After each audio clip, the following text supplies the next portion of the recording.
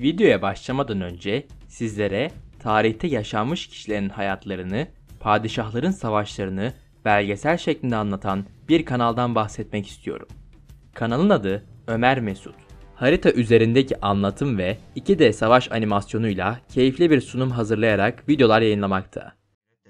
Dulkadiroğlu Beyliğini de Turnadağ Muharebesi neticesinde topraklarına katarak Şam valisi Sibai'yi cephe almıştı. Osmanlı birlikleri ise meydana girer girmez adetleri üzerine hilal şeklinde harp nizamında dizildiler. Ordunun sağ kolunu Anadolu...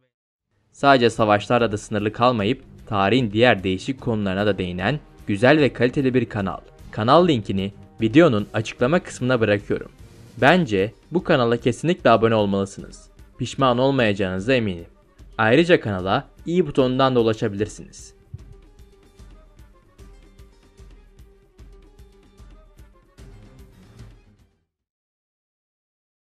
Herkese merhaba sevgili Hanedanlar Tarihi izleyicileri. Bu videomda sizlere Çağatay Hanlığı'nın İlhanlı seferleri ve Delhi seferlerini anlatacağım. Videoyu beğenmeniz ve kanala abone olmanız bizim için büyük bir etken.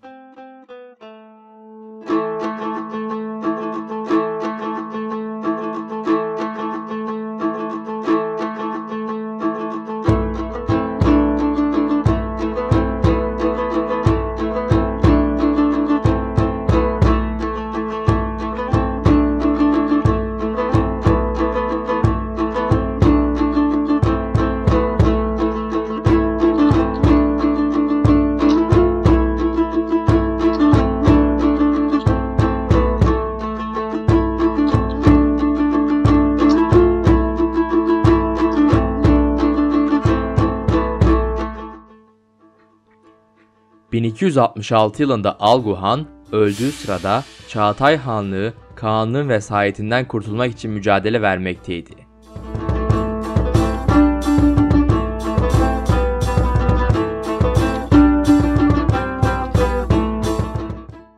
Algu Han'ın Kıyan, Çotu ve Tok Timur adında 3 oğlu vardı.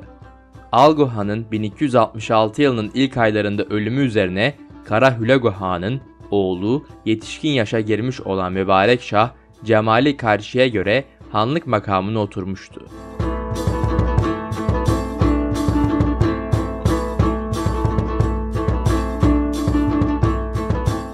Çağatay Hanlığı'na Mübarek Şah'ın kendiliğinden oturmuş olması Kubilay Kağan'ın hoşuna gitmemişti. Eylül ayında yani 6 ay sonra Yisun Tuva'nın oğlu Barak Kubilay tarafından Çağatay ulusuna han olarak gönderilecekti.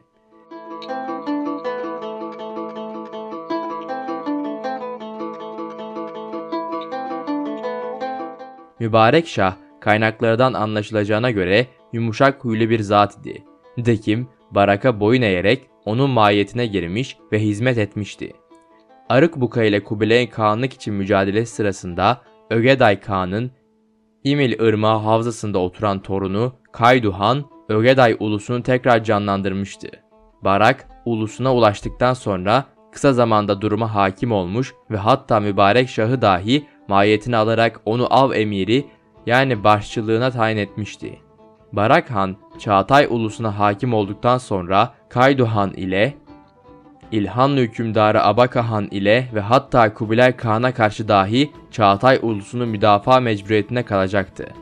Hanlığının ilk yılında Kubilay Kağan'ın Çağatay ülkesine Moğoltay ismindeki kumandanıyla gönderdiği orduyu mağlup etmiş, hatta Doğu Türkistan'daki Hoten şehrine kadar onları kovalamıştı. Ögeday ulusunun başındaki Kaydu Han ile yaptığı muharebeler iyi gitmekteyken 1267 yılındaki son muharebeyi kaybederek Semerkant yakınlarına çekilmek mecburiyetinde kalmıştı. Daha sonra Ögeday Kağan'ın torunu Kadan Oğul'un oğlu Kıpçak Oğul Barak Han'ın yanına elçi olarak gelmiş ve sulh yapılmıştı. Ertesi yıl 1269'da Talas yakınında müşterek bir kurultay toplanmış, Ögeday ve Çağatay sülalleri mensupları, kumandanları hep bir araya gelmişlerdi. 1269 kurultayı Barak Han'ın Kaydu Han'a tabiliği kabul ettiği kurultay olarak görülür. Yani Barak, Kubilay Kağan değil, Kaydu Han'ı Kağan gibi kabul etmekteydi. Şehirleri idare eden Mesut Yalvaç ise bundan sonra topladığı vergileri Kağanlığa değil Kaydu Han'a gönderecekti. Ayrıca Barak Han, Doğu Türkistan'ın ana bölümünü Kaydu Han'a terk ediyordu.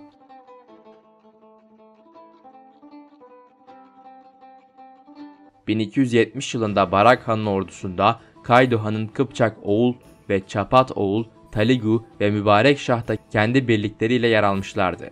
Ayrıca kardeşleri Mümin ve Yaşar Baylı da Barak Han'ın yanındaydılar. Bu ordu iki kol halinde Ceyhun Irmağı'nı geçtiler. Bu kollardan birincisi Tirmiz yakınından geçerek Bedehşan, Talkan, Sıbırgan üzerinden ilerlerken diğer kol Amuy yakınından Ceyhun'u geçerek Merv, Mercik bölge ve şehirlerini ele geçirerek Nişabur'a varmazdan evvel birleşmişlerdi.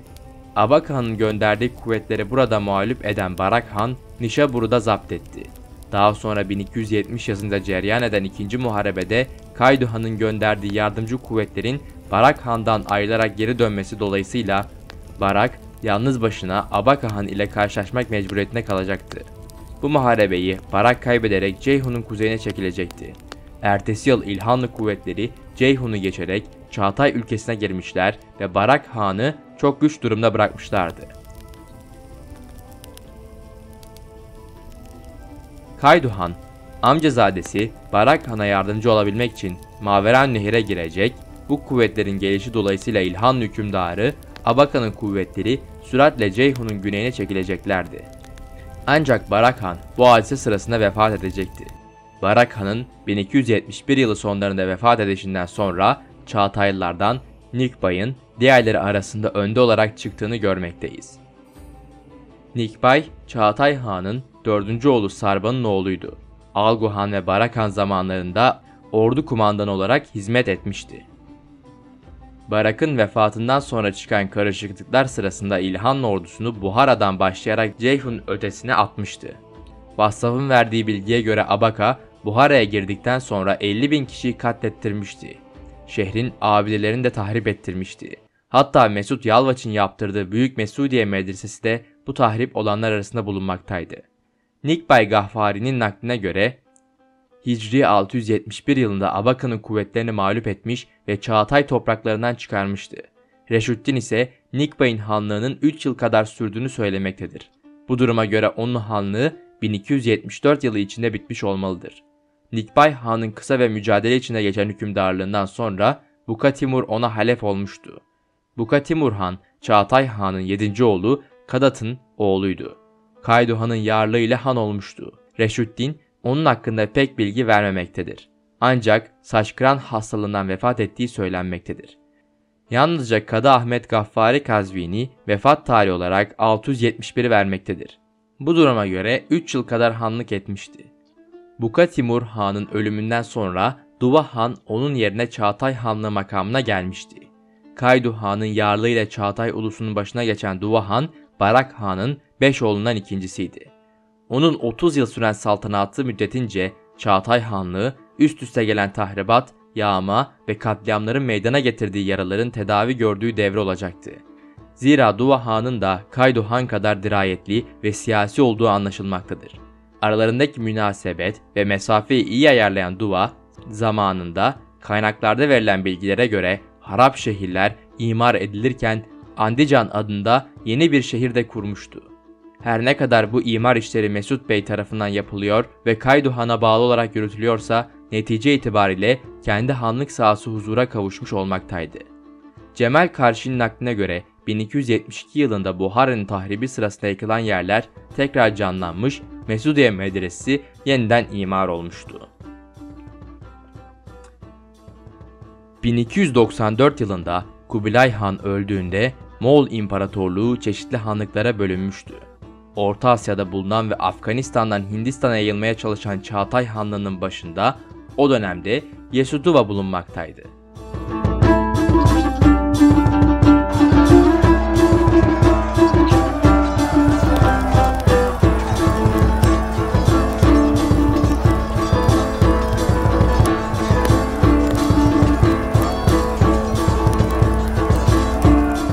Duva bölgeyi almaya çalışsa da Delhi Sultanlığı Zafer Han komutasındaki ordularıyla 1297 yılında Moğolları yenmişti.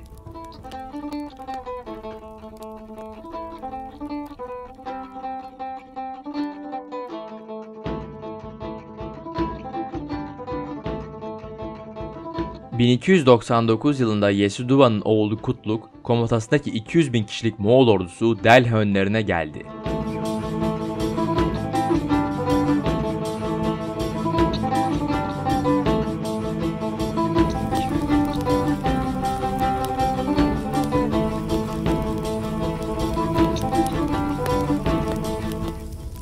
Diplomasiye başvurarak güçlü düşmanla uzlaşmasını öneren danışmanların aksine Moğollara doğru saldırma kararı alan Alaaddin Haleci, öncü olarak Zafer Han komutasındaki orduyu gönderdi. Moğollar Zafer Han'ı öldürseler de çok yıpranacaklar ve bizzat Alaaddin Haleci'nin komutasındaki saldırılar karşısında Delhi önlerinden geri çekilmek zorunda kalacaklardı.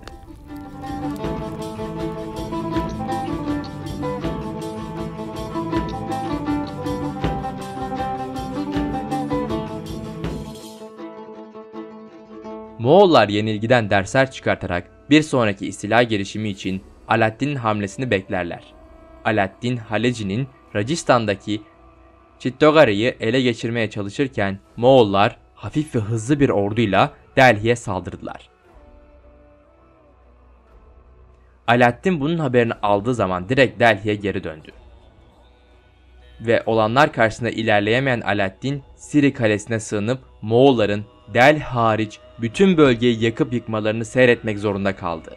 Sonunda aylarca kalesinden çıkmayan düşman karşısında yılgınlığa kapılan Moğol askerlerinin baskısıyla ordu yeniden geri çekildi.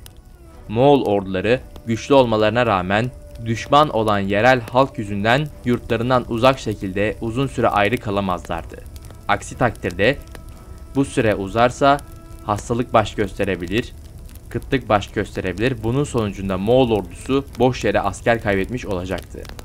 Moğol istilasını atlatan Alaaddin Haleci savunmalarını güçlendirmeye çaba gösterdi. Sınır güvenliği için özel birlikler oluşturdu. Bundan sonra bölgeyi yağmalamak için saldıran Moğol komutanları başarılı savunma taktikleri sayesinde yakalanacak ve ordular püskürtülecekti. Moğol komutanları filler tarafından ezilerek öldürüldüğü rivayet edilir. 1301 yılında Kaydo Han vefat etmişti. Babasının ölümünden sonra Kaydo'nun yerine geçen oğlu Çapar Han, babasının dirayetini gösteremeyecekti. 1303 yılında Duva Han ile Çapar Han arasında huzursuzluk meydana gelmişti. Daha sonra çarpışmalar zuhur edecek ve ittifak bozulunca bundan istifade eden Olcaytı Timur Kan'ın orduları Çapar Han üzerine yürüyeceklerdi. Duva Han ile Çapar Han arasındaki çarpışmalar nihayet 1304 yılında harbe dönüşmüş, Çapar Han'ın kuvvetleri Çağatay ülkesine girmişlerdi.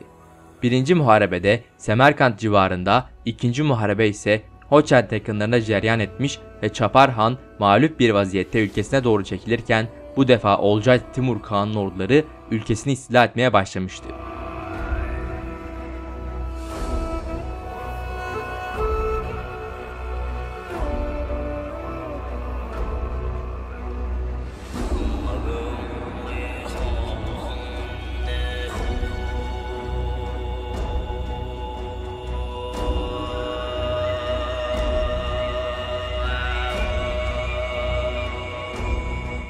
...1305 yılında çok üstün kuvvetler ile Ögedaylıların yurduna giren Kağanlık orduları Kaydo Han'ın kurduğu bu güçlü ili tamamen dağıtmışlardı.